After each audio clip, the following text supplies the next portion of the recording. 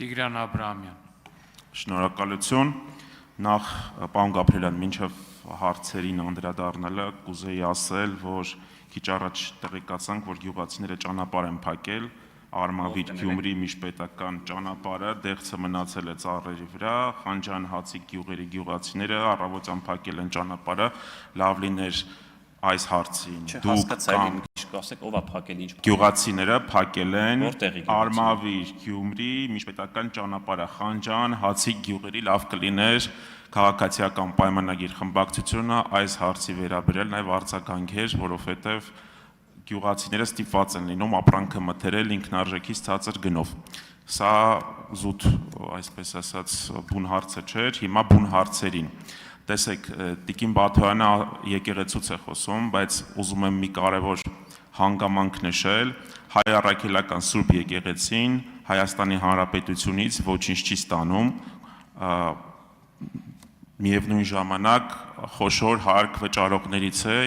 եւ որքանով որ հիշում եմ պարոն Ֆարմանյանն էր ասում 520 որի տեղում էր գտնվում միևնույն ժամանակ եթե համեմատում ենք հարևանների հետ վրաց ուղափառ եկեղեցին ստանում է պետությունից տարեկան 20 միլիոն դոլար եւ այստեղ ուզում եմ համեմատական անցկացնեմ խոսվում է հայ առաքելական Սուրբ եկեղեցու մասին, բայց ոչ մեկ չի ասում, որ այս տարիների ընթացքում ինչքան աշխատանքներ են կատարվել առանց պետական միջամտության։ Միևնույն ժամանակ եկեղեցին դեռևս հարկ է հասցնում վճարել։ Հիմա բուն հարցերը։ Տեսեք, շատ հաճախ անցնում եմ Հրազդան մարզադաշտի մոտով, Զվարթնոց օդանավակայան, Էրեբունի ամրոց։ Ոչ բարվոք վիճակում է, հատկապես Հրազդան մարզադաշտը նախագահողին 20 վայրկյան ուղղակի ավարտելու համար։ Համոզված եմ 15 տարի առաջ լիներ, հիմա պարոն Հարությունյանը, ինչպես Սուրբ Աննայի մոտ քանդվող եկեղեցու մոտ էր միտինգ անում, հիմա խմբակցությունով որոշ անդամներով միտինգ էի կանելու։ Հիմա ինչպես եք այս հարցին վերաբերվում։ Արձագանքին երկրորդ հարցը կտամ։ Շնորհակալ եմ։ Ձեր մատնանշած գույքերի մի մասի վերաբերյալ կխնդրեմ պարոն Կարապետյանից հարցրեք, որովհետև ով կարող ենք տեղյակ լինի, մենք իշխանություն չենք եղել, որ այդ գույքը օտարվել է, դուք չեք եղել է պարոն Կարապետյանը, Կարեն Կարապետյանը եղել է իշխանության, այդ գույքը օտարվել է, ինձ էլ է հետաքրքիր։ Եկեք քննիչը հանձնաժողով ստեղծենք, այն հարցի շարունակությունն է, քաղաքական նպատակարարությունից ելնելով էր այդ գյոզալ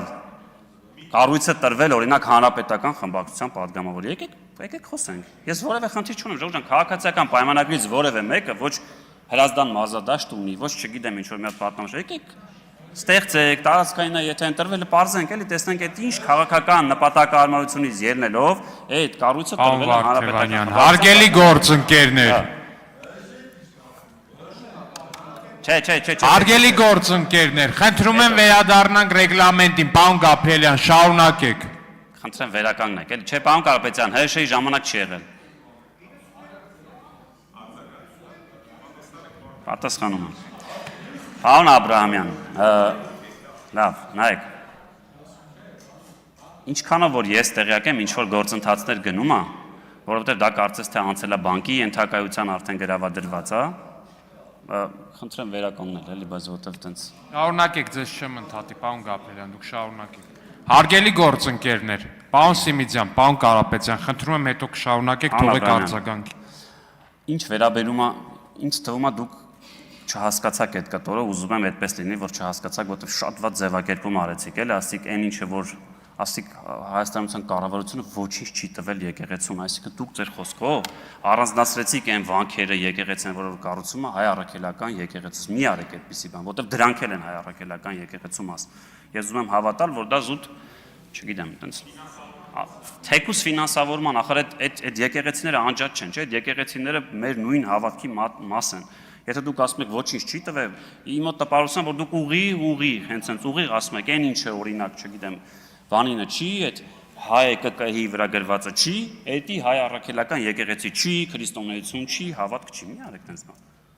Կան բալանսում դրված այլ գույքեր, կան ինչ վերաբերում է այդ գյուղացիների։ Այստեղ շատ ենք էլի խոսում, բայց ես ուզում եմ մի քիչ անկեղծ խոսենք, ժողովուրդ, մենք ընդհանրապես խորհրդարան ենք, որ ասում եք քաղաքացիական պայմանագիր խմբակցություն, ինչ է ուզում անել։ Ուզում եմ մեկ այդպես մեզ շատ գնահատենք էլի, խորհրդարան ենք, ժողովուրդ ջան, եթե օրենքի խնդիր կա գյուղացիների հետ կապված, պետք է օրենք փոխենք։ Բայց դուք էլ եք գալիս այստեղ ելույթ անում, որ մենք այս կանենք, իմ մոտ տպարության, որ մենք գործադիրին նիստում ենք, չէ՞, մենք ընդհանրապես խորհրդանում ենք։ Կլսենք նախ եւ առաջ այդ մարդկանց, եթե օրենքի խնդիր կա, կփորձենք օրենքով լուծել։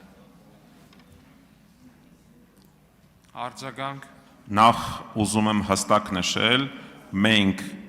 ուժեղ Հայաստան կուսակցությունը, Դաշինքը եւ Սամվել Կարապետյանը իշխանության չեն եղել եւ եթե այդպես վերցնենք, ձեր խմբակցությունում բազմաթիվ անդամներ կան, որոնք որ տարբեր տարիներին անդամակցել են իշխող կուսակցություններին եւ խոսքը հիմիկվա մասին է, վերջին 8 տարիների մասին,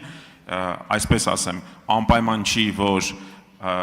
համապատասխան մարզադաշտի տերը ինչ որ քաղաքական հայտարարություն անի կամ քննադատի կառավարությանը, որ միանգամից հիշեք, որ Հրազդան մարզադաշտը եւս գտնվում է ոչ բարվոք վիճակում եւ հորդորում եմ զբաղվել, որովհետեւ դա բացին այնց, որ մենք Հայաստանի Հանրապետությունում ամենամեծ մարզադաշտն է եւ բազմաթիվ պատմական հիշողություններ են այդ ստադիոնի հետ կապված, նաեւ